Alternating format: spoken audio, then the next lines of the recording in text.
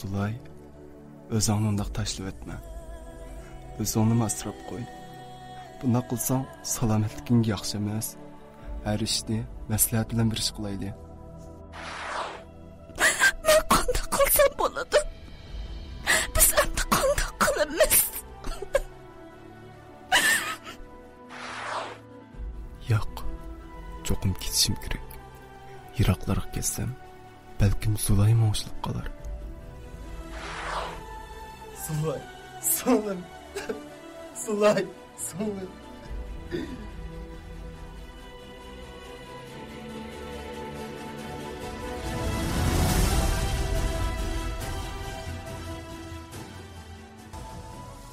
O'ninchi qism.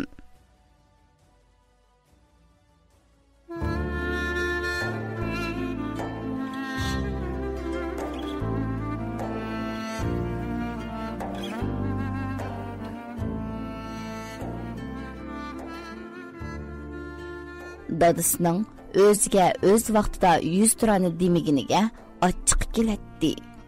Bara-bara o'ylagan siri nervisi jiddiylaşib, o'zining chashlarini yo'latdi.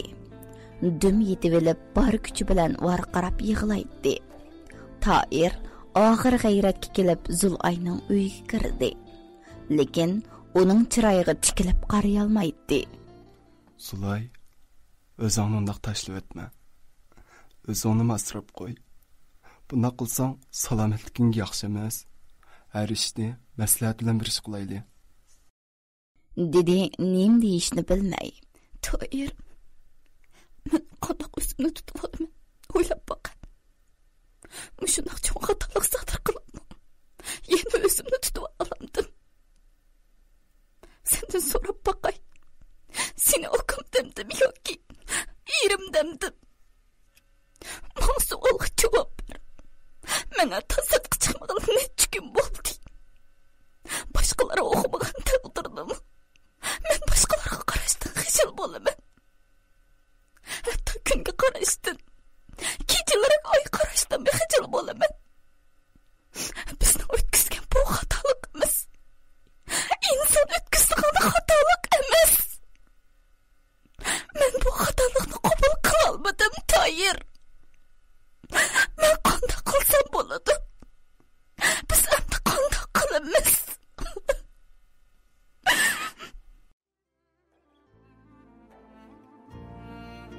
Zulay öksüp yig'lab ketdi. Yosh deganmi ajoyib ekan. Yig'laganqa tugab ketmaydi ekan. Qaranglar, necha kun kecha kunduz yig'lab to'xtamagan turibmi, yana chiqyotidi. Acaba necha kundan Zulayning yig'ilgan yishi ozmi? Sen ket. Qancha yiroq ketsang shuncha yaxshi. Bo'lsa bu yerga qaytib kelma. Shundala ikkimizga yaxshi. Sen bu yerda tursang, menmi azoblanib ekanman. Hatto sen shundoq bo'lasan. Toir gap so'z qilmasdan uyiga qaytib chiqdi. U Zulayning gaplarini o'ylanib qoldi.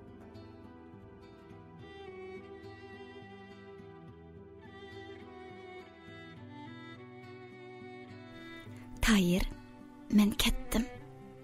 Nega ketgandi deb o'ylab qolmagan. Men opamning qishiga, ham shu bizning xatolashimizga sababchi bo'lgan dadamning qishiga mangdim. Meni kechirgin. Men uchun azoblanibmi yurma. Chunki men mushu yo'lni tanladim. Bu cho'nglarning o'tkazgan xatolik uchun taqdirning bizga bergan jazosi. Agar ota-onamiz qarz bo'lib qolsa, ulardan keyin qolsa, shu qarzni biz to'laymiz.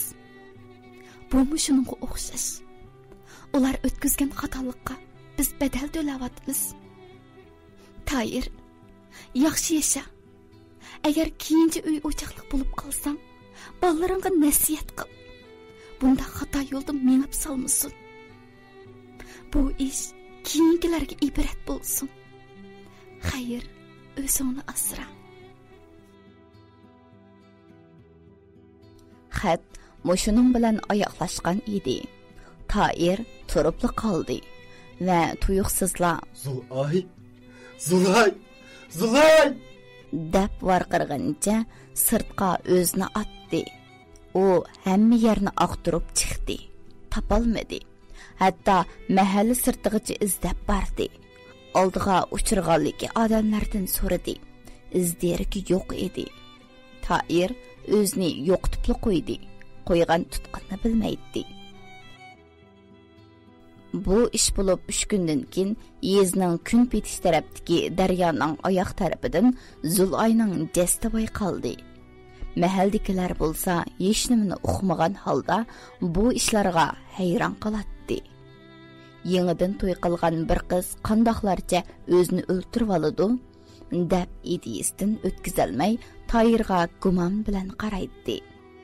Toyir oxiri Zulayning yozgan xitini ularga ko'rsatgandila ishning tegi-taktiga yetib yoqlarini tishlab qilishdi. Shuningdan keyin bu mahallada bu ishlar eg'izdan eg'izga so'zlanib, keyingilarga savoq bo'lib qoldi. Toyir bo'lsa uyni tashlab chiqib ketgan peti iz-deraksiz g'oyib bo'ldi.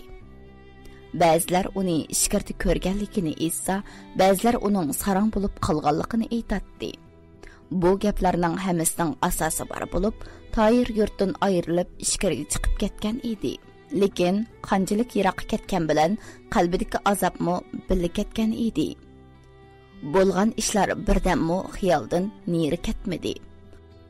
Oxiri haddidan ziyoda charchash, nervi ajizligini keltirib chiqarib, bara-bara butunlay nervisidan otishib qoldi. Zulay, ayolim.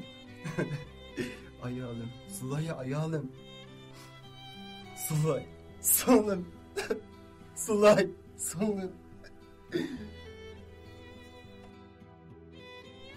Turupla Zulay ayolim deb kulsa, yana birdamda Zulay singlim deb yig'lab ketadi. Agar yo'llarda bo'yturqi Zulayga o'xshab qolgudek biror qizni ko'rib qolsa, oldiga yugurib berib uningga eslatdi. U qiz bo'lsa, qo'rqib chiqirg'incha o'zini chetga olatdi. Toyirning burunqi salobatidan asarmi qolmagan bo'lib, kiyimlari jo'l-jo'l, chashlar o'sib paqbaygan, chiroyi bo'lsa suv didori ko'rmagandek qop-qora edi. Akşamları bo'lsa, nadi kesh bo'lsa, shu yerda yetib qoladi. O'zining kim ekanligini, nadan kelganligini asla bilmaydi. Necha oy o'tib, qahrdan qish so'g'uq kunlarning birida bir ko'rik ostidan Toyirning to'nglab ketib qolgan jasdi bayqaldi. Shundoq qilib, bir dada bo'lg'uchining ko'nglining kayniga kirib, yesiyatga tayinib o'tkazgan xatoligi oxirida 2 yoshning fotihasi bilan oyoqlashdi. Ey rayimsiz reallik, ashularning mo baxtdan nasibisi bor edi-ku.